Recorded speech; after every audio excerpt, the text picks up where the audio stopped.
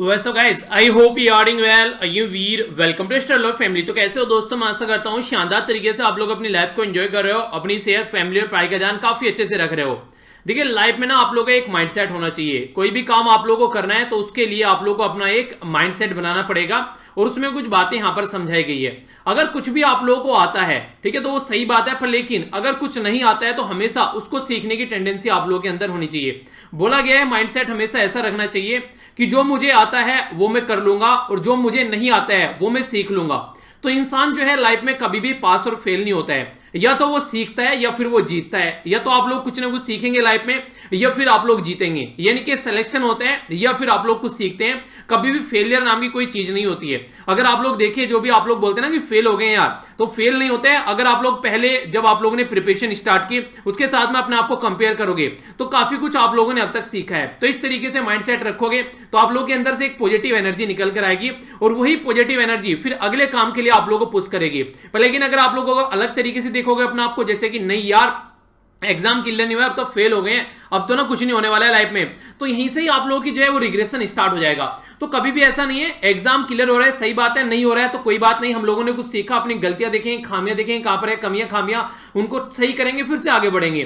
तो ये टेंडेंसी आप लोगों को यहां पर रखनी है और यही टेंडेंसी आप लोगों को फाइनल डेस्टिनेशन तक भी पहुंचाएगी। ओके, तो अच्छे से जाना पेपर देने, बिल्कुल शांत स्वभाव में। जो भी आप लोगों ने किया है उसके ऊपर ट्रस्ट कीजिएगा, अपने ऊपर विश्वास रखिएगा, तो बिल्कुल शांत स्वभाव में रहकर आप लोगों को अपना पेपर देना है।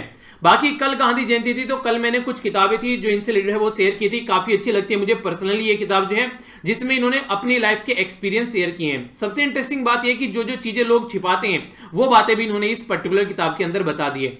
तो मैंने टेलीग्राम पर शेयर कर दी थी, यहां पर ये पीडीएफ है, हिंदी में भी और इंग्लिश में भी, आप लोग जाकर इसको डाउनलोड कर सकते हैं। अगर आप लोगों को हार्ड कॉपी खरीदनी है, यानी क्यों नहीं, किताब चाहिए बिल्कुल हाथ में, तभी पढ़ने में मजा आएगा, तो आप लोग इसको यहां से भी जाकर खरीद सकते हैं। इसका भी लिंक मैंने प्रोवाइड करा दिया है। तो अगर आप लोगों को लगता है मोबाइल में पढ़ लेंगे तो यहां से इसको डाउनलोड कर लेना, पीडीएफ हिंदी और इंग्लिश में। और अगर खरीदनी है, जो किताब हाथ में होनी चाहिए, तो यहां से, तो ये फेसबुक, इंस्टाग्राम, टेलीग्राम सब जगह मैंने प्रोवाइड करा दी थी, जाकर इनको डाउनलोड कर लेना। ओके, इसी के साथ में आज सैटरडे जो होता है वो आप लोगों का रिवीजन होता है। अच्छे से चीजों को रिवाइज कीजिए ताकि लंबे समय तक आप लोग याद रख सकें और बिल्कुल शांत माइंड में रखते हुए अपना जो भी आप लोग का पेपर अब आ रहा है उसको अच्छे से आप लोगों को यहां पर अटेम्प्ट करना है। ठीक है, ये मत सोचिए कितना कट ऑफ रहने वाला है, सिलेक्शन होगा या फिर नहीं होगा, ये सब फालतू की बातें हैं। अपना पूरा फोकस 110% फोकस जस्ट एग्जाम पे आप लोग का होना है। तो वही है जो चीजें हैं बेसिकली, कि हाँ अगर फालतू की चीजें अगर उस टाइम पर दिमाग में आ जाएंगी तो फिर आप लोग अपने गोल पर, अपने काम पर फोकस नहीं कर पाएंगे। ओके, आइए अब आर्टिकल देखते हैं। काफी इंपॉर्टेंट आर्टिकल है, दो आर्टिकल जिसके बारे में हम लोग यहां पर डिस्कस करेंगे। ये एक तो पहले वाला आर्टिकल यहां पर हम लोग इसके बारे में डिस्कस करेंगे। बेसिकली जो बात की जा रही है यहां पर इन्वायरमेंट के वजह से जो चीजें आप लोगों को देखने को मिलती हैं उसके बारे में बात की जा रही है, यानी कि इन्वायरमेंट और डेवलपमेंट को एक तरीके से कंपेयर करने की कोशिश की जा रही है। और यहां पर जो इकोनॉमिक इंपैक्ट है एक तरीके से अभी रिसेंटली देखने को मिल रहा है, सेंट्रल गवर्नमेंट राज्य गवर्नमेंट की हेल्प नहीं कर रही है, तो सेस वगैरह जो होते हैं उसके बारे में यहां पर बात की गई है कि जो एक्स्ट्रा चार्ज लगाए जाते हैं, सरचार्ज, तो उसके बारे में इंपॉर्टेंट आर्टिकल आप लोग इसको बोल सकते हैं। ये दोनों जो आर्टिकल हैं हमारे काम के नहीं है। यूएसए के जो प्रेसिडेंट इलेक्शन चल रहे हैं उसके बारे में डिस्कशन यहां पर चल रहे हैं। अभी यूएसए में जो प्रेसिडेंट इलेक्शन चल रहे हैं उसमें बेसिकली क्या होता है, जैसे हमारी कंट्री में नॉर्मली ये चीज देखने को नहीं मिलती। हमारी कंट्री में क्या करते हैं, जनता के सामने जाकर भाषण देते हैं और निकल लेते हैं। पर लेकिन यूएसए में क्या होता है, जो कैंडिडेट, जो एक तरीके से सबसे ताकतवर उम्मीदवार होते हैं, उनका डिस्कशन कराया जाता है जनता के सामने बैठाकर कि वो जनता के लिए क्या करने वाले हैं। यानी कि एक दूसरे के, ये जनता के सामने खड़े होंगे दोनों और अपने अपने पॉइंट रखेंगे कि हम लोग जनता के लिए ये करने वाले हैं और क्या क्या किया गया है। तो इस तरीके से ये जनता को लुभाने की कोशिश करते हैं प्रॉपर डिस्कशन डिबेट कर। पर हमारी कंट्री में क्या होता है, ऐसा कुछ नहीं होता है। हमारी कंट्री में गाली गलौज ज्यादा देखने को मिलती है, डायरेक्ट जनता से बातें की जाती है, आपस में कोई बात नहीं करता है, जनता से सामने पता चलेगी हाँ किसके अंदर कितना भूत है, वो चीजें हमारी कंट्री में देखने को नहीं मिलती है। तो ये चलिए जो भी है देखते हैं, जो भी रिजल्ट आएगा उसके बारे में आप लोगों को पता चल ही जाएगा। बाकी ये जो इंपॉर्टेंट आर्टिकल आप लोग बोल सकते हैं, इंपॉर्टेंट मतलब वैसे नहीं, सोसाइटी के पॉइंट ऑफ व्यू से आप लोग बोल सकते हैं। हमारी सोसाइटी में कास्ट और क्राइम और एक तरीके से क्रिमिनेशन, यानी कि अभी जो आप लोगों को देखने को मिला, जो हाथरस में जो अभी रिसेंटली जो घटना आप लोगों को देखने को मिली, उसमें कास्ट को काफी ज्यादा फोकस दिया गया। दूसरा, ये काफी बड़ा क्राइम देखने को मिला जिसको दबाने की कोशिश की गई एडमिनिस्ट्रेशन के द्वारा भी। और सबसे जो खतरनाक जो चीज मुझे यहां पर देखने को मिली वो था यहां पर जो क्रिमिनेशन किया गया, यानी कि जो लड़की का दाह संस्कार किया गया वो भी बिना घर वालों को एक तरीके से उसमें इन्वॉल्व किए हुए। तो इनडायरेक्ट वे में बोले तो आप लोग बोल सकते हैं कि हमारी कंट्री में जो फंडामेंटल राइट है, right to life fundamental right के बारे में आप लोगों ने सुना होगा। राइट टू लाइफ में डायरेक्ट यहां पर बातें बोली गई हैं कि हमारी कंट्री में फंडामेंटल राइट है, अगर ऐसा नहीं होता है तो फंडामेंटल राइट का आप लोग हनन कर रहे हैं। इसके बारे में काफी इंपॉर्टेंट आर्टिकल मैंने टेलीग्राम पर शेयर किया था, अगर आप लोग इसके बारे में पढ़ना चाहते हैं तो ये जो आर्टिकल है इसमें आप लोग पढ़िएगा कि हमारी कंट्री में किस तरीके से फंडामेंटल राइट है। अगर आप लोग इस तरीके से कोई हरकतें करते हैं तो इनडायरेक्ट वे में आप लोग फंडामेंटल राइट का हनन कर रहे हैं। और इसी के साथ में यहां पर जो बात की जा रही थी, यहां पर जिनेवा कन्वेंशन के बारे में बात की जा रही थी, जिनमें यूएन रिजोल्यूशन की भी थोड़ी बात की गई है। कई सारी इंटरेस्टिंग चीजें हैं जो आप लोगों को वहां पर देखने को मिलेगी। यानी कि अगर कोई पर्टिकुलर पर्सन है तो कम से कम उसके जो घर वाले हैं उसको कहीं ना कहीं आप लोगों को उसमें इन्वॉल्व करना चाहिए, और ये उनका एक तरीके से राइट टू लाइफ है। इसी के साथ में ऋग्वेदा में भी यहां पर कुछ बातें बोली गई हैं, कैसे कैसे आप लोगों को क्रिमिनेशन करना है, कैसे दफनाना है, जैसे कैसे वो सारी चीजें आप लोगों को देखने को मिलती है। तो ये एक तरीके से इंसान की लाइफ का पार्ट है, जब से पैदा होता है और जब वो एक तरीके से उसकी जान खत्म होती है तब से ले तक का यहाँ पर ये प्रोसीजर है। तो एक तरीके से राइट टू लाइफ होती है, और एक तरीके से ये भी यहाँ पर एक डिग्निफाइड लाइफ के बारे में यहाँ पर बात की जाती है। तो ये सारी जो एक्टिविटी है यहाँ पर गलत तरीके से गवर्नमेंट के द्वारा की गई है, ये बताने की कोशिश यहाँ पर की जा रही है। हाथरस में जो भी देखने को मिला, ये देखिए हाथरस की अकेले की बात नहीं है, चाहे किसी भी राज्य के बारे में बात कर लीजिए। राजस्थान में आप लोगों को चीजें देखने को मिली, ठीक है, यहाँ पर हाथरस में आप लोगों को चीजें देखने को मिली उत्तर प्रदेश में। तो नॉर्मली क्या करने लगते हैं, जो यहाँ पर कांग्रेस के फॉलोवर है वो कहते हैं बीजेपी वाले स्टेट को देखो, जो बीजेपी के फॉलोवर है वो कहते हैं कांग्रेस वाले स्टेट को देखो। ना बीजेपी के स्टेट को देखना है ना कांग्रेस के स्टेट को देखना है, हर एक उस स्टेट को देखना है जिस स्टेट में कोई ऐसी हरकतें हो रही है, तभी जाकर हम लोग इस सोसाइटी को थोड़ा सा इंप्रूव कर पाएंगे। वरना 2012 में और 2020 में कोई ज्यादा चेंज हुआ नहीं है, जैसी चीजें 2012 में थी वही चीजें आप लोगों को 2020 में देखने को मिलेगी। तो आखिर कब तक ये सिचुएशन इस तरीके से बरकरार रहेगी, कब तक हम लोग कास्ट रिलीजन के नाम पर डिवाइड होते रहेंगे, और कब तक हम लोग ये सारी चीजें सहते रहेंगे। तो जब तक सोसाइटी जागरूक नहीं होगी, सोसाइटी इन चीजों को समझना स्टार्ट नहीं करेगी, तब तक ये चीजें नहीं सुधरने वाली है। ऐसी चलती रहेगी, 8 साल में कुछ नहीं बदला है, आगे आने वाले 80 साल में भी कुछ नहीं बदलेगा अगर इसी पैटर्न में हम लोग चलते रहेंगे। तो टाइम आ गया थोड़ा सुधरे, इस चीज से ऊपर उठे, गलत को गलत बोले, पॉलिटिकल पार्टी या फिर रिलीजन की चीजों में न पड़े, उससे थोड़ा सा ऊपर उठकर बातें करें, ठीक है। तो ये कुछ बातें थी, आर्टिकल देखेंगे अब यहां पर नेक्स्ट। इसी के साथ में अगर आप लोगों को लगता है कि ये रिवीजन के पॉइंट ऑफ व्यू से आप लोगों के लिए इंपॉर्टेंट है तो यहां पर जाकर आप लोग इसको डाउनलोड कर सकते हैं, जो कि टेलीग्राम है, ठीक है। तो टेलीग्राम पर यहां पर 1,16,000 से ज्यादा मेंबर जुड़ चुके हैं, तो उनको फायदा हो रहा है, इसका मतलब वो जुड़े हुए हैं। तो आप लोग भी अगर ये लेक्चर का अगर आप लोगों को जो नोटिफिकेशन नहीं आता है अपलोड करने के बाद में, तो भी आप लोगों को टेंशन लेने की जरूरत नहीं है, यहां पर ज्वाइन कर लीजिए तो आप लोगों को नोटिफिकेशन मिलता रहेगा। ट्विटर, इंस्टाग्राम और फेसबुक पर भी मेरे साथ कनेक्ट रह सकते हैं, ठीक है। आइए अब आगे बढ़ते हैं, नेक्स्ट आर्टिकल देखते हैं क्या बातें की जा रही हैं। इंपॉर्टेंट आर्टिकल है, थोड़ा सा इसके बारे में ध्यान से सुनिएगा, कई सारी बातें आप लोगों को जानने को मिलेगी और डायरेक्ट भी क्वेश्चन एग्जाम में आप लोगों से पूछा जा सकता है।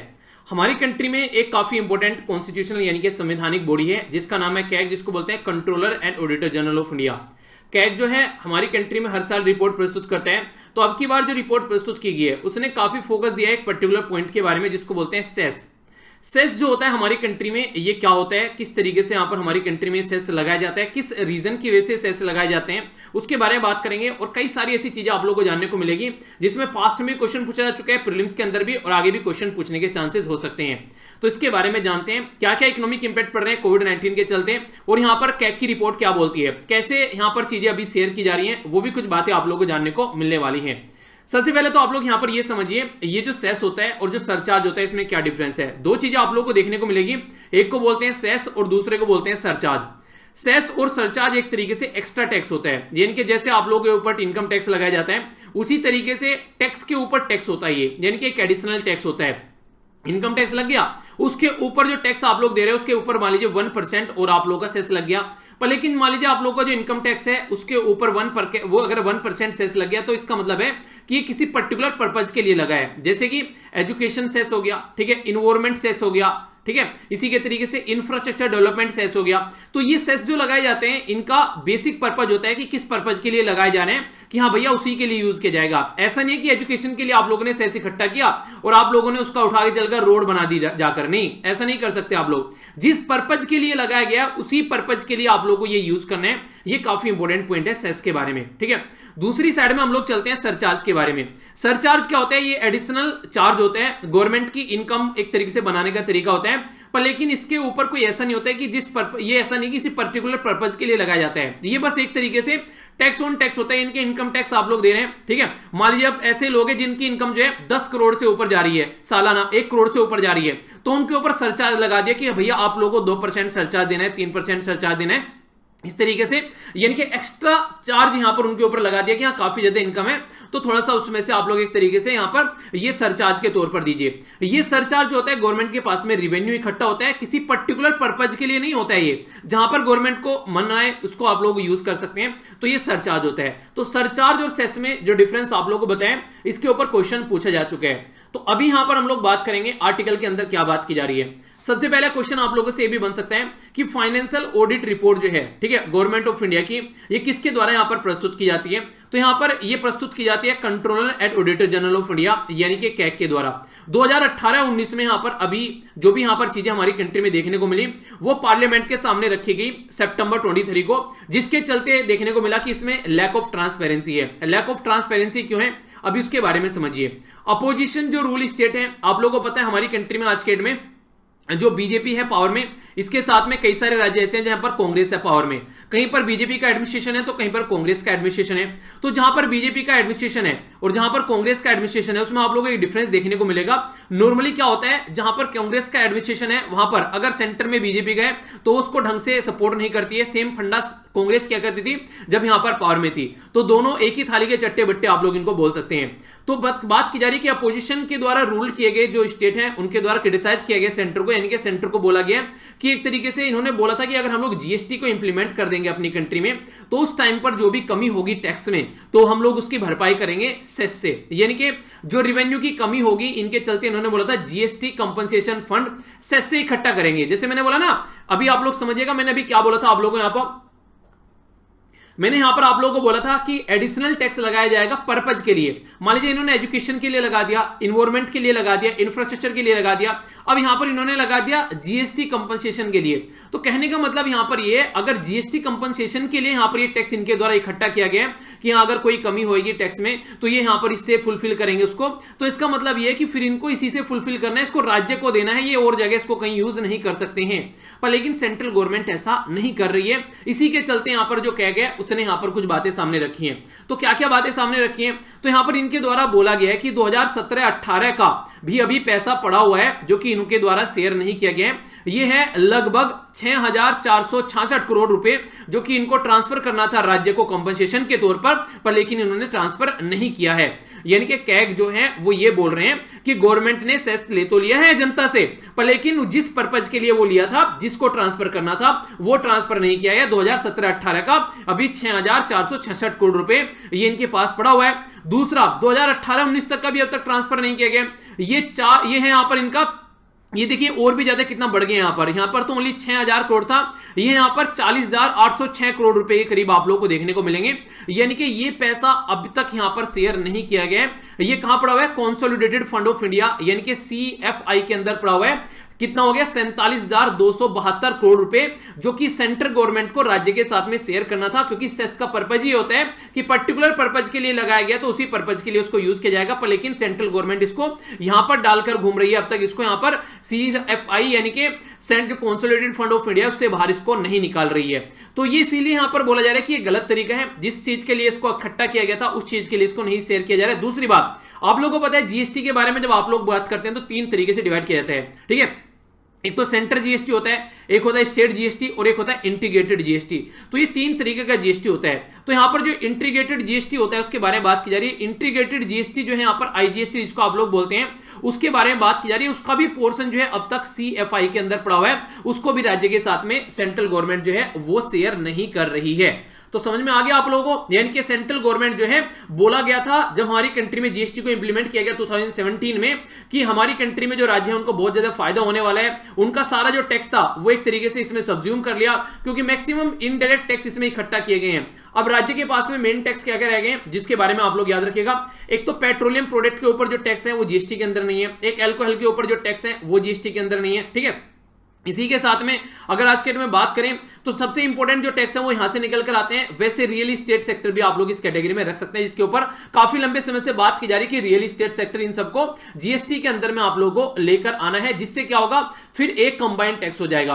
पर लेकिन राज्यों ने मना कर दी। इसीलिए आजकल दिल्ली में जाते हैं, हरियाणा जाते हैं, उत्तर प्रदेश जाते हैं, राजस्थान जाते हैं, मध्य प्रदेश जाते हैं, हर एक राज्य में आप लोगों को जो शराब का मूल्य है वो अलग अलग नजर आएगा। इसी के साथ में जो पेट्रोलियम प्रोडक्ट का मूल्य है यानी कि डीजल पेट्रोल भी आप लोगों को अलग अलग प्राइस में नजर आएंगे। तो ये कंडीशन किसकी वजह से? इसीलिए क्योंकि हर एक राज्य का अपना अपना स्ट्रक्चर है, अपने हिसाब से वो इसके ऊपर टैक्स लगाते हैं और वहां से ये रेवेन्यू इकट्ठा करते हैं। आप लोगों को याद होगा जैसे ही अभी लॉकडाउन खुला सबसे पहले इनके द्वारा शराब की दुकानें खोलेगी। रीजन क्या था? क्योंकि स्टेट गवर्नमेंट का रेवेन्यू इकट्ठा होता है उससे, तो इसीलिए यहां पर लंबी लंबी लाइन लगी थी, सब कुछ बंद हो गया, पर लेकिन फिर से शराब की दुकान बंद नहीं हुई। तो ये टैक्स जो होता है ये इकट्ठा किया जाता है स्टेट गवर्नमेंट के द्वारा, जो उसके रेवेन्यू में जाता है। मैक्सिमम सारे इनडायरेक्ट टैक्स जो है और यहां पर जीएसटी यानी कि गुड्स एंड सर्विस टैक्स के अंदर इनके द्वारा डाल दिए गए हैं। तो अभी इंपॉर्टेंट कुछ बातें यहां पर जानेंगे। पहले तो यहां पर यह जाना कि सेंट्रल गवर्नमेंट शेयर करने के लिए तैयार नहीं है। एक क्वेश्चन आप लोगों से कई बार पूछ लिया जा सकता है ऐसी चीजें, आज के डेट में टोटल कितने सेस हैं हमारी कंट्री में? टोटल मिलाकर 35 तरीके के सेस हमारी कंट्री में आज के डेट में लगाए जाते हैं, जो बेसिक पर्टिकुलर पर्पज के लिए यहां पर लगाए जाते हैं। यानी कि सेस जो होता है एक तरीके से पर्टिकुलर पर्पज के लिए लगाया जाता है और फिर जिस पर्पज के लिए लगाया गया उस पर्पज के लिए उसको ट्रांसफर कर दिया जाता है। इसके ऊपर ना तो कोई वोट डलती है, यानी कि ऐसा नहीं है कि आप लोग यहां पर जैसे कंसोलिडेटेड फंड ऑफ इंडिया से पैसा निकालने के लिए सेंट्रल गवर्नमेंट को वोटिंग करानी पड़ती है, पर लेकिन इसके ऊपर कोई वोटिंग नहीं होगी। तो ये भी आप लोग याद रखिएगा, इंपॉर्टेंट पॉइंट है यहां पर ये काफी कि वोट नहीं कराई जाती है इसके ऊपर। नॉर्मली दूसरा फंड जो निकाला जाता है आप लोगों से कंसोलिडेटेड फंड ऑफ इंडिया से, उसमें आप लोगों को वोटिंग करानी पड़ती है। मान लीजिए हेल्थ के लिए जा रहा है, एजुकेशन के लिए जा रहा है, इंफ्रास्ट्रक्चर के लिए जा रहा है, तो यहां पर ये जाएगा बिना किसी प्रॉब्लम के। यहां पर उस पार्लियामेंट को जो एक तरीके से ऐसा नहीं है कि यहां पर इसमें कोई वोट करानी है, बस यहां पर इसको अप्रूव करना है कि भैया अब इसको पैसे को भेजो। तो बेसिकली ये है। अभी कुछ दिनों पहले 4% हेल्थ और एजुकेशन सेस लगाया गया, तो 4% जो हेल्थ और एजुकेशन सेस यहां पर लगाया गया, अभी देखने को ये मिला कि सारा फंड जो है वो एजुकेशन को भेज दिया, हेल्थ को भेजा ही नहीं गया। तो ये भी गलत तरीका है। यहां पर इस तरीके से आप लोग नहीं कर सकते, क्योंकि सेस तो दोनों के लिए लगाया गया था। तो ये किस तरीके से आप लोग एक्टिविटी कर रहे हैं ये सोचने के लिए मजबूर कर रही है। इसीलिए कैग की रिपोर्ट कह रही है कि भैया इसके बारे में सोचो, ये सही तरीका यहां पर नहीं है। इसी के साथ में मैंने आप लोगों को अभी बताया कि 35 के करीब हमारी कंट्री में सेस लग रहे हैं। तो इस तरीके से जो जीएसटी है हमारी कंट्री में, उसमें से एक सेस इसका भी था, ठीक है। कई सारे सेस हमारी कंट्री में अबोलिश कर दिए गए हैं। तो सेस जो है आज के डेट में एक ऑल्टरनेटिव तरीका हो गया है पैसा इकट्ठा करने का सेंट्रल गवर्नमेंट के द्वारा। आप लोगों के दिमाग में एक बात आ रही होगी, आखिर जब नॉर्मल तरीके से टैक्स लगाए जाते हैं तो सेस को क्या करती है गवर्नमेंट, क्यों लगाती है? सेस इसीलिए लगाती है क्योंकि पर्टिकुलर पर्पज के लिए लगाया जाता है और इसको स्टेट के साथ में शेयर नहीं देना पड़ता है। सेस का सेस जो होता है सेंट्रल गवर्नमेंट के पास में रहता है सारा, ठीक है, ये याद रखिएगा।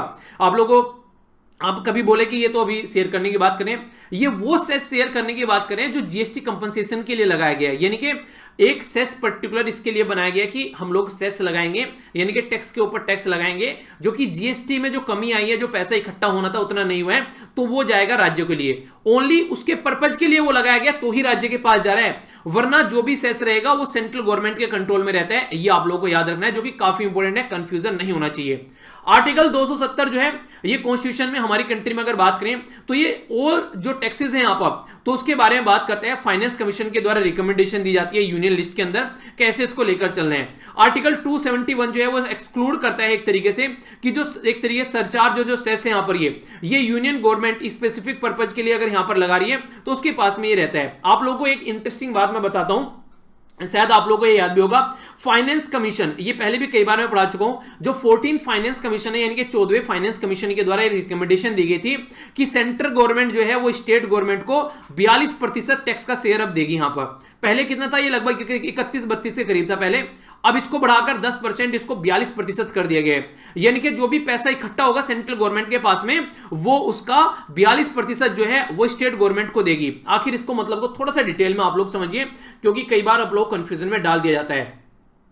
पूरी कंट्री है अपनी प्यारी कंट्री इंडिया, तो यहां पर अगर आप लोग बात करते हैं तो बोला गया कि 42% जो है स्टेट गवर्नमेंट के पास में जाएगा। अब अलग अलग गवर्नमेंट के पास में जो स्टेट की अलग अलग रेवेन्यू जाएगा, क्योंकि इसका जो डिस्ट्रीब्यूशन किया जाता है वो अलग अलग तरीके से किया जाता है। पॉपुलेशन कितनी है, टैक्स कलेक्शन कितना हो रहा है, फॉरेस्ट एरिया कवर भी काउंट किया जाता है। तो कई सारे ऐसे पॉइंट यहां पर काउंट किए जाते हैं जिसके बेस पर टैक्स शेयर किया जाता है राज्य गवर्नमेंट के साथ में। अब राज्य गवर्नमेंट के बारे में अगर मैं आप लोगों से बात करूं, राज्य गवर्नमेंट को इन्होंने पैसा दे दिया 42%, इसका मतलब यह कि पहले 10% कम जाता था, अब 10% ज्यादा जा रहा है। तो इसके चलते सेंट्रल गवर्नमेंट ने कई सारे स्टेप उठाए।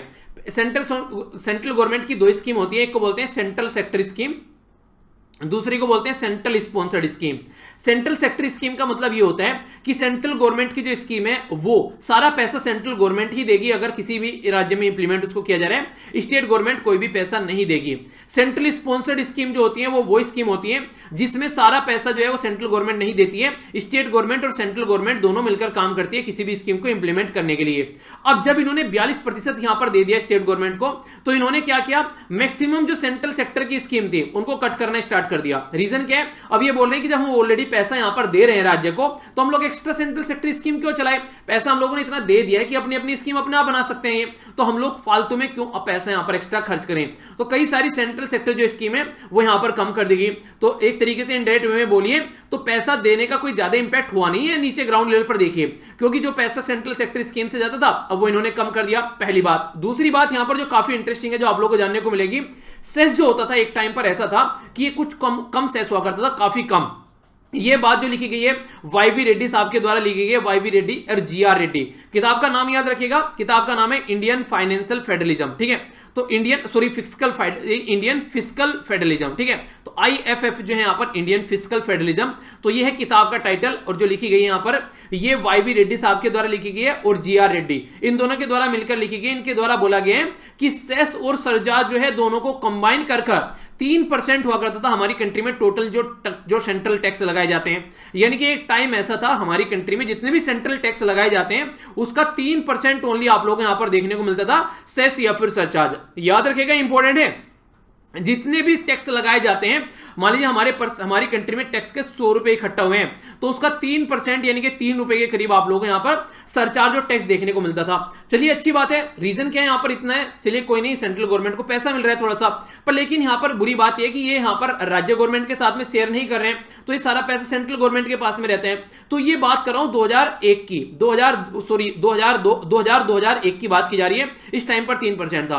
2015-16 में बढ़कर ये 16% हो गया, यानी कि सेंट्रल गवर्नमेंट जो है इसके ऊपर फोकस दे रही है, क्योंकि सेंट्रल गवर्नमेंट के पास में रहते हैं। तो आज के डेट में टोटल जो रेवेन्यू इकट्ठा होता है उसका 16% जो होता है वो निकल कर आते हैं यहां पर सेस और सरचार्ज से। और एक्सपेक्टेशन इस किताब में ये लगाई गई है, पेज नंबर 241 पे लिखा हुआ है इस किताब में, ठीक है, पेज नंबर 241 पे चीजें लिखी हुई हैं। इसमें यह बोला गया है कि यहां पर जो अगर बात करें आगे आने वाले टाइम में 20% के करीब यहां पर ये बढ़ने वाला है, और रीजन क्या रहेगा, सारा सेंट्रल गवर्नमेंट के पास में रहेगा। यानी कि कहने का मतलब यह है कि सेंट्रल गवर्नमेंट अपने पास से पैसा इकट्ठा कर रही है, स्टेट गवर्नमेंट के पास से पैसा जा नहीं रहा है, और जिस चीज के लिए बोला था उस चीज के लिए भी पैसा नहीं जा रहा है। तो ये एक गलत तरीका है यहां पर, कहीं ना कहीं इस तरीके से जनता का पैसा जो है वो इफेक्टिवली यूटिलाइज नहीं किया जा रहा है। और ये बात किसने बोली है, ये बात बोली है controller and auditor general of India यानी कि कैग के द्वारा। कैग के बारे में थोड़ी सी बात कर लेता हूं। कैग जो है हमारी कंट्री में आर्टिकल 148 में इसके बारे में आप लोगों को देखने को मिलेगा, जो कि हमारी कंट्री में एक वॉच डॉग है, यानी कि आप लोगों के पर्स का वॉच डॉग भी यहां पर इसको बोला जाता है। आप लोगों का जो पैसा है वो कहीं बर्बाद ना हो, आप लोगों का जो पैसा है वो इफेक्टिवली यूटिलाइज किया जाए गवर्नमेंट के द्वारा, तो कैग वहां पर निकल कर आता है। एक क्वेश्चन इंटरेस्टिंग पूछा गया है कि जो कैग है वो अपनी रिपोर्ट किसको देता है, ये याद रखिएगा, कैग अपनी रिपोर्ट देता है पब्लिक अकाउंट कमेटी को। तो पीएसी जिसको आप लोग बोलते हैं, तो पीएसी के सामने यहां पर ये रिपोर्ट कंसीडर की जाती है। इंटरेस्टिंग बात एक और इंपॉर्टेंट आप लोग याद रखिएगा, जो कि कई बार आप लोगों से क्वेश्चन भी पूछा जाता है कि पब्लिक जो पर्स होता है उसका रखवाला कौन होता है, तो पब्लिक पर्स का जो रखवाला होता है वो होता है यहां पर कैग, ठीक है। तो ये इंपॉर्टेंट है यहां पर लेकिन एक और इंटरेस्टिंग बात आप लोग याद रखेगा, कितनी सारी इंटरेस्टिंग बात होगी एक साथ में। ये इंटरेस्टिंग बात ये है कि कैग जो है कभी भी ये काम करने आते हैं, वो नहीं, डायलॉग सुना आप लोगों ने, फिर पछतावे क्या करे जब चिड़िया चुग गई खेत, तो कैग का काम ही यही है। कैग उसके बाद में पछताता है जब चिड़िया खेत चुग जाती है, यानी कि जब तक पैसा खर्च नहीं किया है तब तक कैग कुछ नहीं बोलता है, जैसे ही पैसा खर्च कर दिया गया तो कैग का काम स्टार्ट होता है कि ये पैसा कैसे खर्च किया गया है। सबसे इंटरेस्टिंग बात मैं आप लोगों को यहां पर एक और बताता हूं। देखिए अगर आप लोग यूके के अंदर जाएंगे या फिर जो डेवलप कंट्री है वो क्या करती है, वो गवर्नमेंट को सजेशन भी देते हैं कि आप लोग को पैसा कैसे खर्च करना है, यानी कि ऐसा है वहां पर कि गवर्नमेंट को सजेशन भी दिया जाता है कि आप लोग पैसे को गलत तरीके से खर्च नहीं कर सकते। पर हमारी कंट्री में रिग्रेसिव स्टेप है, हमारी कंट्री में जो कैग की पोस्ट है वो तब पिक्चर में आती है जब पैसा खर्च हो लेता है, ये देखने के लिए कि कैसे पैसा खर्च किया गया है। तो इसीलिए यहां पर रिसोर्सेज की हम लोग ढंग से सेव नहीं कर पाते, रिसोर्सेज हमारे बर्बाद हो जाते हैं। तो इसीलिए यहां पर बार बार बोला जाता है कि कम से कम ये भी कैग के पास में पावर होना चाहिए कि गवर्नमेंट को रिकमेंड करे कि हाँ यहां पर इस तरीके से आप लोग काम को मत कीजिए, ये गलत तरीका है। पर लेकिन हमारी कंट्री में तब कैग आता है जब पैसा खर्च हो लिया, लुटिया डूब ली, उसको देखने के लिए कैसे कैसे लुटिया डूबी है यहां पर, ठीक है। आज की डेट में कैग कौन है, ये काफी इंपॉर्टेंट क्वेश्चन है। आप लोगों को एक हिंट देता हूं, ये हमारी कंट्री में जम्मू एंड कश्मीर के पहले लेफ्टिनेंट गवर्नर बने, जो कि फिलहाल आज के डेट में कैग है। इनका नाम आप लोगों को बताना है, ठीक है। तो 6 साल के लिए या फिर 65 साल जो भी यहां पर पहले हो जाता है उसके लिए आप लोग इनको अपॉइंट करते हैं। और कैग वाला जो चैप्टर है आज उसको जाकर रिवाइज कर लीजिएगा, जो पॉलिटी के अंदर मैंने आप लोगों को पढ़ाया था उसका लिंक भी मैं नीचे प्रोवाइड करा दूंगा। तो कैग के चैप्टर में डिटेल में और सारी बातें मैंने बता रखी है, कैसे कैसे काम करता है, क्या क्या कंपोजिशन होती है, क्या क्या कंडीशन होती है, तो सारी चीजें आप लोग यहां पर देखने को मिल जाएगी, ठीक है। तो उसका लिंक मैं वीडियो के नीचे प्रोवाइड करा दूंगा। ओके, आगे बढ़ता हूं। नेक्स्ट आर्टिकल की ओर चलते हैं। यहां पर जो बेसिकली चीजों को कंपेयर किया जाता है, दो चीजें आप लोग को देखने को मिलती है। एक साइड में तो इन्वायरमेंट होता है, यानी कि हमारा पर्यावरण, हमारी प्रकृति होती है, और दूसरी साइड में डेवलपमेंट होता है। डेवलपमेंट यानी कि जो भी एक तरीके सोसाइटी में रोड बनाई जाती है, बांध बनाए जाते हैं, सोसाइटी के वेलफेयर के लिए काम किया जाता है, वो होता है। तो दोनों के बीच में प्रपोर्शन होना चाहिए, यानी कि इन्वायरमेंट भी यहां पर सही रहना चाहिए और डेवलपमेंट भी सही रहना चाहिए। नॉर्मली कंडीशन क्या देखने को मिलती है, आप लोगों को नजर यह आएगा कि डेवलपमेंट के ऊपर तो पूरा फोकस दिया जाता है, पर लेकिन इन्वायरमेंट के ऊपर फोकस नहीं दिया जाता है। मैं ऐसा क्यों बोल रहा हूं, इसलिए बोल रहा हूं क्योंकि इन्वायरमेंट इंपैक्ट असेसमेंट हमारी कंट्री में अभी लाया गया। इन्वायरमेंट इंपैक्ट असेसमेंट क्या होता है? इन्वायरमेंट इंपैक्ट असेसमेंट होता है कि अगर इन्वायरमेंट आसपास वाले एरिया में आप लोगों का खराब हो रहा है, ठीक है, और वहां पर कोई फैक्ट्री लगाई गई है, कभी कुछ लगाया गया है, तो वहां पर कोई भी देखने रेखने वाला नहीं है, तो यहां पर एक तरीके से फैक्ट्री लगाने से पहले इन्वायरमेंट इंपैक्ट असेसमेंट कहता है कि भैया ये फैक्ट्री जो लगने वाली है, ये क्या यहां पर और ज्यादा नुकसान पहुंचाने वाली है, कि यहां पर चक्कर क्या रहेगा, इसका कैसे कैसे चीजों को पोल्यूट करेगी। तो उसका एक असेसमेंट किया जाता है, एक तरीके से चेक किया जाता है कि हाँ भैया क्या फायदा यहां पर होने वाला है। पर लेकिन नॉर्मली हम लोगों ने इसको इतना डाइल्यूट कर दिया है कि एक तरीके से जो कंपनीज है उनके फेवर में हम लोग बात कर रहे हैं, ना कि इन्वायरमेंट के फेवर में। इसीलिए हमारी कंट्री की जो रैंक है यहाँ पर इन्वायरमेंट के फील्ड में लास्ट से हम लोग टॉप करते हैं बार बार। इसके बारे में आप लोग आइडिया रखेगा। अभी जो बोला जा रहा है कि जो बायोडायवर्सिटी है, बायोडायवर्सिटी का मतलब जब प्लांट और जो एनिमल्स वगैरह आप लोग बोल सकते हैं, बायोटिक और नॉन बायोटिक एलिमेंट जब साथ रहते हैं, ऐसा आप लोग बोल सकते हैं, यानी कि एक तरीके से प्लांट और फिर एनिमल के बारे में बात की जा रही है। तो यहां पर एक कॉम्बिनेशन जो देखने को मिलेगा, अलग अलग डिफरेंट जो चीजें यहां पर आप लोगों को देखने को मिल रही हैं, कंबाइन को कराकर आप लोग यहां पर बायोडायवर्सिटी नॉर्मली बोल देते हैं। यूनाइटेड नेशन समिट अभी देखने को मिली सितंबर 30 को, जो कि यहां पर ग्लोबल क्राइसिस के टाइम पर, यानी कि नोवल कोरोना वायरस के टाइम पर देखने को मिली।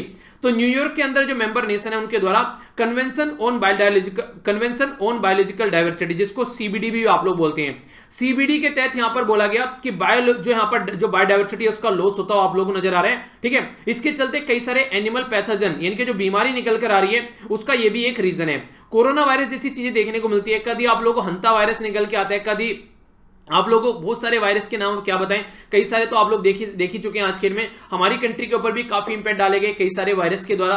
तो ये सारे वायरस जो निकल कर आ रहे हैं ना कहीं हमारा जो इंडस्ट्री और कमर्शियल एक्टिविटी पर फोकस हो गया, एनवायरमेंट को ध्यान में न रखते हुए, ये उसका बहुत बड़ा रीजन आप लोग बोल सकते हैं। बात जो की जाती है, हम लोग टारगेट तो बहुत सारे रखते हैं, जैसे यहां पर बात की जा रही है जापान के अंदर में है, यहां पर टारगेट रखा गया था कुछ चीजों को लेकर कि हाँ हमको आने वाले टाइम में कंजर्व करना है, कुछ टारगेट रखे गए थे 2020 तक का, ठीक है। 2020 हमारा क्रॉस हो गया, पर लेकिन वो टारगेट अचीव यहां पर नहीं हुए। एक तरीके से आप लोग बोलते हैं शानदार तरीके से फेल हो गए हम लोग इस पर्टिकुलर टारगेट को अचीव करने के लिए।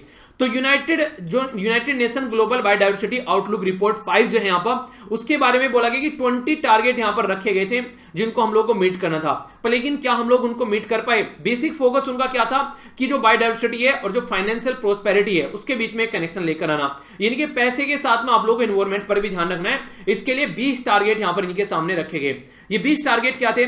पब्लिक को अवेयरनेस फैलाना है, सस्टेनेबल फिशरी वगैरह, सस्टेनेबल एग्रीकल्चर वगैरह, ठीक है, पोल्यूशन को रोकना है, किस तरीके से रोकना है, ठीक है। तो ये सारी चीजें आप लोगों को यहां पर देखने को मिलेगी। वैल्यू देना है बायोडायवर्सिटी को, तो इस तरीके से सारी चीजें किस तरीके से यहां पर चीजें, जैसे कि इकोसिस्टम सर्विस के बारे में बात की जा रही है, क्लाइमेट चेंज ओशन के बारे में बात की जा रही है। तो ऐसे ऐसे 20 टारगेट यहां पर रखे गए थे, जिसके चलते इन्वायरमेंट और डेवलपमेंट को एक बैलेंस बनाने की कोशिश की गई थी, पर लेकिन फेल हो चुके हैं हम लोग इनको इंप्लीमेंट करने में। कोई भी कंट्री ऐसी नहीं है जो सीना ठोक कर ये कह सके कि हाँ हम लोगों ने इसको ढंग से इंप्लीमेंट किया है। तो ये इस तरीके से यहां पर जो कंडीशन निकल कर आ रही है, इसी की वजह से यहां पर कोरोना वायरस जैसी चीजें आप लोगों को देखने को मिलती है। कहीं पर बारिश बहुत ज्यादा होती है तो कहीं पर कम होती है, कहीं पर टेम्परेचर बहुत ज्यादा होता है तो कहीं पर कम होता है। एक बैलेंस जो चीजें हैं वो खत्म होती जा रही है। इसी के साथ में जो टारगेट थे वो काफी वनरेबल सिस्टम को लेकर, जैसे अभी आप लोगों को मैंने बताया, एंड करना था, पोल्यूशन के बारे में बात की जा रही है, प्लास्टिक वेस्ट को यहां पर एक तरीके से यूज करने से रोकना था, प्रोटेक्ट करना था जो सरफेस है, खासकर इनलैंड सरफेस के बारे में बात की जाती है, वाटर के बारे में जो एक तरीके से मरीन एरिया होता है उसको साफ करने की बात की जाती है। तो ये सारी चीजें किताबों में लिखकर हम लोगों ने छोड़ दी, पर इनके बारे में कोई फोकस नहीं दिया गया। आप लोग देख सकते हैं सस्टेनेबल डेवलपमेंट गोल से पहले मिलेनियम डेवलपमेंट गोल हुआ करते थे, ठीक है। मिलेनियम डेवलपमेंट गोल जो थे उस टाइम पर 8 मिलेनियम डेवलपमेंट गोल थे, आज के में सस्टेनेबल डेवलपमेंट गोल 17 हैं हमारे सामने। तो यहां पर अगर आप लोगों को देखने को मिलेगा, यहां पर भी हम लोग बात करते हैं क्लाइमेट एक्शन के बारे में, life below water, life on land, पर लेकिन रियलिटी में जब देखेंगे तो इनको हम लोग इंप्लीमेंट करते हुए नजर नहीं आते हैं। तो ये सोचने के लिए हम लोग को मजबूर कर देता है कि हम लोग क्या रियलिटी में किस तरीके की चीजों को लेकर चल रहे हैं। तो हम लोग इनको समझना पड़ेगा हम लोग को कि क्या ये सही तरीके से हम लोग काम कर रहे हैं, कि जिस तरीके से इंप्लीमेंट करना था, क्लीन वाटर, सैनिटेशन, ये सारी चीजें, अफोर्डेबल एनर्जी, बातें ज्यादा करते हैं काम कम करते हैं, ऐसा आप लोग बोल सकते हैं। तो इसी के बारे में यहां पर समझाएं अगर, तो यहां पर वर्ल्ड वाइड जो फंड है उसके बारे में जो लिविंग प्लैनेट इंडेक्स है उसमें बात की गई कि अभी फिलहाल जो है ये बोलते हैं इसको वर्टिब्रेट जो पॉपुलेशन होती है वो कौन सी होती है, ये ऐसे जीव जंतु होते हैं जिनमें रीढ़ की हड्डी पाई जाती है, ठीक है, इसको वर्टिब्रेट बोलते हैं। तो वर्टिब्रेट जो है आज के डेट में 68% के करीब, यहां पर 2070 से अगर आप लोग कंपेयर करें तो 68% के करीब जो वर्टिब्रेट जो हमारी जो पृथ्वी पर जीव जंतु पाए जाते थे वो घट चुके हैं। आप लोग समझ सकते हैं कंडीशन क्या लेवल पर आ रही है। तो इस तरीके से जो इन्वायरमेंट हम लोग बर्बाद कर रहे हैं, इसी की वजह से जो फ्लोरा एंड फ्यूना, फ्लोरा क्या होता है, फ्लोरा आप लोग याद रखें से फूल से याद रखते हैं, तो पेड़ पौधे पत्तियां फ्लोरा होता है, फ्यूना क्या होता है, जीव जंतु जानवर होते हैं, तो इनको आप लोग ये बोलते हैं, ठीक है। तो इसकी वजह से काफी ज्यादा इंपैक्ट आप लोग को देखने को मिला।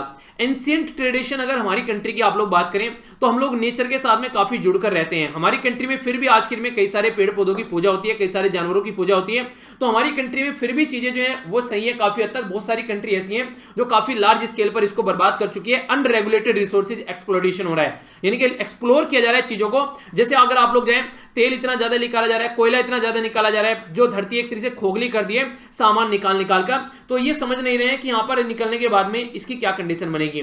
तो महात्मा गांधी जी की कोटेशन मुझे याद आ जाती है कि अगर हम लोग अपनी नीड के लिए यूज करेंगे तो सही है, पर लेकिन अगर ग्रीड पर आ जाएंगे, लालच पर आ जाएंगे, तो ऐसी कई सारी पृथ्वी हम लोगों को कम पड़ेगी, और वही सिचुएशन आप लोगों को यहां पर अभी देखने को मिल रही है। नेशनल लॉज के बारे में बात करें तो 1970 और 1980s के बारे में अगर आप लोग यहां पर बात करेंगे तो 5% के करीब कंट्री का ये बोला गया था कि हम लोग ये इसको रखेंगे, ये इंपॉर्टेंट है, इसको याद रखिएगा थोड़ा सा।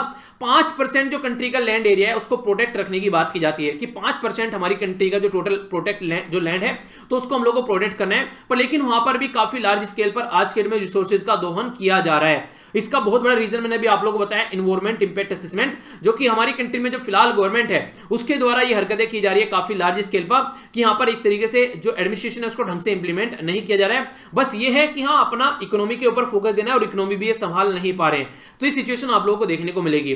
कंसर्न यहां पर यही है कि जो इंडिजिनस कम्युनिटी है, मान लीजिए आज के में आप लोग ये समझिए, आप लोग अगर किसी एरिया में रहते हैं, आप लोग फॉरेस्ट में रहते हैं, अगर आप लोग फॉरेस्ट को छोड़िए आप लोग किसी गांव में रहते हैं, तो गांव में आप लोग को पता होगा ना कि इस गांव में नाली सही है कि गलत है, ठीक है, बिजली आती है कि नहीं आती है, पानी कैसा आता है इस गांव में, ठीक है, साफ सफाई कैसी रहती है, तो उस गांव के चप्पे चप्पे से आप लोग वाकिफ हैं। इसी तरीके से आप लोगों ने शायद अवतार मूवी देखी होगी, ठीक है, अवतार मूवी में वो सारे जंगल में रहते हैं, एक पेड़ रहता है उनका जिसके सारे वो पूजा वगैरह करते हैं उस पेड़ के सामने, तो वहां पर वो उससे कनेक्ट रहते हैं, उनकी एक तरीके से कनेक्टिविटी रहती है उसके साथ में।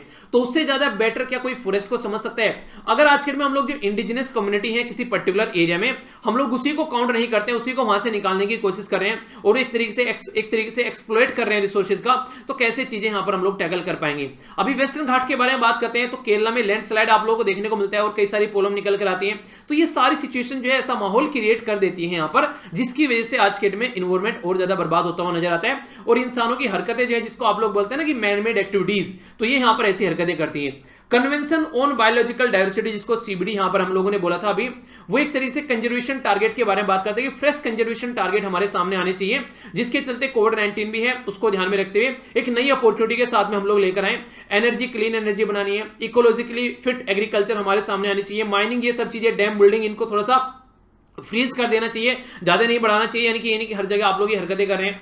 आप लोग ये समझिए कोई एक रिवर है, उस रिवर में मान लीजिए मछलियां वगैरह हैं, जो भी हैं, ठीक है, मछलियां, कछुए वगैरह है, अगर उसके ऊपर डैम बना दिया जाता है तो फिर क्या कंडीशन आप लोग को देखने को मिलेगी, ठीक है, तो ये एक अलग माहौल वहां पर बन जाता है फिर, ठीक है। इसी के साथ में वेस्ट मैनेजमेंट आप लोग को करना है, ठीक है, किस तरीके से जो बेकार लैंड है उसको आप लोग इफेक्टिवली यूटिलाइज करना है, तो ये सारी चीजें आप लोग को समझनी पड़ेगी। तो एक तरीके से इंगेज होकर एक दूसरे के साथ में काम करोगे तभी सिचुएशन को आप लोग सुधार पाओगे। तो ये है बातें जो यहां पर बताने की कोशिश की गई है। आज का क्वेश्चन देख लेते हैं यहां पर क्या है आप लोगों के सामने, जिसका आंसर आप लोगों को देना है। बात की जा रही है स्टेट ऑफ ओट्रेंटो के बारे में, ठीक है, तो ये कहां पर है, ये इसके बारे में आप लोगों को बताना है। बोला जा रहा है कि कनेक्ट करता है एड्रियाटिक सी को यहां पर आइनियन सी के साथ में, ठीक है। दूसरा बोला गया यहां पर, ये जो नेम है इसको दिया गया यहां पर ओट्रेंटो, ये दिया गया इटालियन सिटी की वजह से, ठीक है। इटली की सिटी की वजह से। ए स्टेटमेंट सही है, बी सही है, दोनों सही है, या फिर कोई से भी सही नहीं है, तो आप लोग को ये बताना है। फिर से एक बात बता दूं यहां पर, जैसे आप लोग एग्जाम को अटेम्प्ट करेंगे तो देखिए दो चीजें आप लोग बड़ा ध्यान रखिएगा। क्वेश्चन अटेम्प्ट करने से पहले आप लोग एकदम क्वेश्चन के सबसे पहले आप लोग यहां पर जाया कीजिए, अगर स्टेटमेंट का क्वेश्चन है कि करेक्ट पूछा गया है फिर इनकरेक्ट पूछा गया है, जब अगर आप लोग के माइंड में ये चीज क्लियर हो जाएगी तो उसी के हिसाब से फिर आप लोग क्वेश्चन पढ़ना स्टार्ट करना है। वरना आप लोग क्या करते हैं, तुरंत वहां पर आंख बंद कर तुरंत कूद पड़ते हैं जंग में और फिर एक तरीके से घायल होकर बाहर निकलते हैं कि यार ये तो सही करने वाले क्वेश्चन भी गलत कर आ गए। तो ये चीजें समझनी पड़ेगी, ठीक है। बाकी इसके ऊपर एक छोटी सी वीडियो बनाऊंगा मैं, शाम तक आप लोगों को वीडियो मिल जाएगी कि कैसे आप लोग क्वेश्चन पेपर अटेम्प्ट करना चाहिए, ठीक है। तो उसमें कुछ मैं आप लोगों को डूज और डोंट्स बताऊंगा, जिसमें आप लोग क्या चीजें करनी है क्या नहीं करनी है, जिससे कि आप लोग उसको इंप्लीमेंट कर पाएंगे। एड्रियाटिक अगर हाँ चाहिए तो बताइएगा, नहीं चाहिए तो फिर कोई बात ही नहीं है। अगर आप लोग को लगता है कि पता है सारी चीजें तो फिर तो ऑल द बेस्ट, ठीक है, कोई टेंशन ही नहीं है, अच्छे से मस्त होकर पेपर देकर आइए। लगता है पता नहीं चाहिए तो फिर बताइएगा, ठीक है। एड्रियाटिक सी आप लोग यहां पर देखते हैं, ठीक है, जिसके बारे में बात कर रहा हूं, ये स्टेट ऑफ ओट्रेंटो, यहां पर ये आप लोगों को देखने को मिलेगा। इधर यहां पर ये हो गया आइनियन सी और यहां पर हो गया एड्रियाटिक सी। तो आइनियन सी और एड्रियाटिक सी को कनेक्ट करने का काम करते हैं। इधर इटली को यहां पर अल्बेनिया से अलग करते हैं, यहां पर ये तो यहां पर लैंड को इधर से अलग करता है और यहां पर सी को इधर से अलग करता है। अगर अपनी प्यारी कंट्री कंपेयर में आप लोग इसको देखोगे कहां पर है ये लोकेटेड, तो आप लोग समझ पाएंगे ये होगी अपनी प्यारी कंट्री। तो मैं इस पर्टिकुलर एरिया के बारे में बात कर रहा हूं, ठीक है। तो अपनी कंट्री कंपेयर में आप लोग चीजों को जरूर देखा कीजिए। तो ये थी कुछ बातें, इसी के साथ में जैसे मैंने आप लोगों को बताया कि आप लोग अगर चाहते हैं ये किताबें डाउनलोड करना तो इनको डाउनलोड करके रख लीजिए, जब भी टाइम मिले पढ़ते रहिएगा मोबाइल में, या फिर आप लोग इनकी हार्ड कॉपी लेना चाहते हैं तो वो भी आप लोग ले सकते हैं, पर मोबाइल में जरूर डाउनलोड कर लेना। इनको हिंदी और इंग्लिश दोनों वर्जन मैंने प्रोवाइड करा दिए हैं। ऑटोबायोग्राफी है महात्मा गांधी जी की, माई एक्सपीरियंस विद ट्रूथ, कई सारी इंटरेस्टिंग बातें आप लोगों को जानने को मिलेगी जो कि लाइफ में इंप्लीमेंट करने लायक आप लोगों को देखने को मिलेगी। कहां पर है ये सारी चीजें, ये है यहाँ पर टेलीग्राम ग्रुप, जहां से आप लोग जाकर इन चीजों को ले सकते हैं, ठीक है। इसी के साथ में ट्विटर, इंस्टाग्राम, फेसबुक पर मेरे साथ कनेक्ट रह सकते हैं। फीडबैक देकर जरूर जाइएगा आप लोग। अगर लेक्चर आप लोगों को अच्छा लगता है तो ही लाइक और शेयर करना है, अगर अच्छा नहीं लगता है तो डिसलाइक करके जाइएगा और कमेंट बॉक्स में जरूर बताना डिसलाइक क्यों किया, ताकि आने वाले टाइम में लेक्चर को इंप्रूव किया जा सके, ठीक है। तो बड़ों को नमस्ते, छोटों को प्यार, छोटी सी लाइफ एंजॉय करा। मिलता हूं नेक्स्ट लेक्चर में, तब तक के लिए जय हिंद।